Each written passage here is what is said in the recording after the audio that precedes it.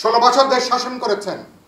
সুতরাং আপনার এখন উচিত হবে স্বেচ্ছায় দেশে ফিরে এসে এখানে আপনাকে আপনার আত্মপক্ষ সমর্থন করা, আইনের মুখোমুখি হওয়া। সকল বিরোধী দল, ছাত্র, শিক্ষক, অভিভাবক থেকে শুরু করে সামাজিক সংগঠন, সাংস্কৃতিক সংগঠন, জনগণের প্রত্যেকটা অংশ সবাই ছাত্র তরুণদের এই আন্দোলন, এই প্রতিবাদ অভ্যুত্থানের সাথে দাঁড়িয়ে গেল।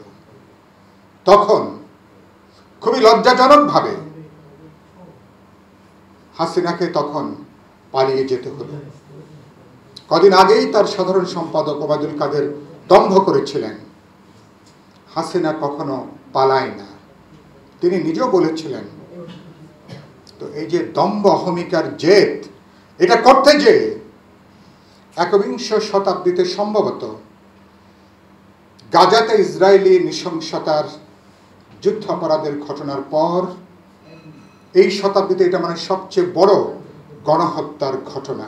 ঠান্ডা মাথায় পরিকল্পিতভাবে নিজ দেশের ছাত্র, তরুণ, শ্রমজীবী সাধারণ মানুষকে যেভাবে হত্যা করা যায়, দুনিয়ার বুকে এই শতাব্দীতে এর কোনো দ্বিতীয় কোনো নজির নেই। এবং আমরা সে কারণের জন্য বলেছি তারা পালিয়ে গেছেন। আমরা বলেছি গণহত্যার জন্যে এবং গণহত্যার মাস্টার মাইন্ড হিসাবে পতিত সরকারের প্রধানমন্ত্রী শেখ হাসিনা, তার মন্ত্রী পরিষদের সদস্যরা, তার সংসদ সদস্যরা, উপর থেকে নিচ পর্যন্ত যারা তার রাজনৈতিক সহযোগী, যারা তার প্রশাসনিক সহযোগী, সামাজিক, সাংস্কৃতিক, অর্থনৈতিক সহযোগী, আমরা বলেছি প্রত্যেককে বিচারের আওতায় আনা দরকার।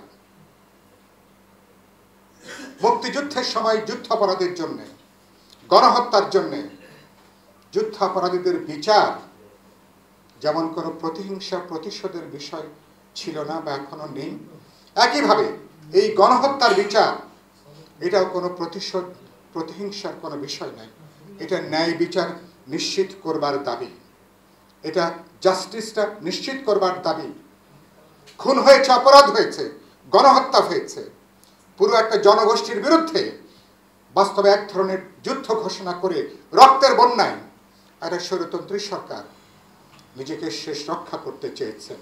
সুতরাং এর বিচার এটা হওয়াটা অত্যন্ত জরুরি এটা।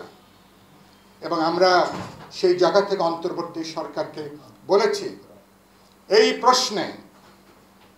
প্রশ্নে কোনো আপোষের কোনো সুযোগ নেই, এই প্রশ্নে নরম নরম কাটার কোনো সুযোগ নেই। এবং এটা ভবিষ্যতে এই ধরনের সরকারের জন্য, ভবিষ্যতে এই ধরনের গণহত্যা, রাষ্ট্রীয় সন্ত্রাসের জন্য যারা নিজ দেশের জনগণের বিরুদ্ধে প্রকারান্তরে একটা গণহত্যা চালাতে পারে, এক ধরনের যুদ্ধ যারা চালাতে পারে, তাদের সবাইকে আইনের আওতায় আনা দরকার। এটা গণতন্ত্রের জন্য, গণতান্ত্রিক মূল্যবোধের জন্য, আইনের শাসনের জন্য, ভবিষ্যতে একটা গণতান্ত্রিক জবাবদিহিমূলক রাষ্ট্র, সরকার, সংবিধান ব্যবস্থা কায়েমের জন্য এটা অত্যন্ত জরুরি। এটা আমি 1 মাস পার হয়েছে, অন্তর্বর্তী সরকারকে সে কথাটা পরিষ্কার করে বলতে চাই। 2 নম্বরে বলতে চাই, প্রতিদিন কুমিরের বাচ্চার মতন করে 1টা, 2টো, 3টেকে হাজির করা হচ্ছে। কেন এটা?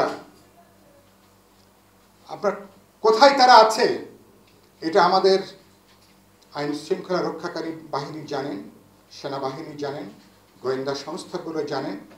আমি বিশ্বাস করতে চাই অন্তর্বর্তী সরকারের যারা দায়িত্বে আছেন তারাও এটা জানেন।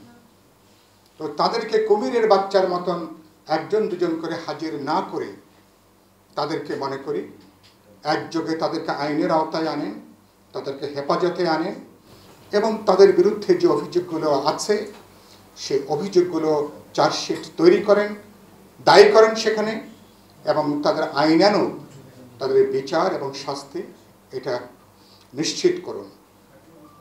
প্রধানমন্ত্রী এখন তিনি, সাবেক প্রধানমন্ত্রী, তিনি ভারতে আছেন।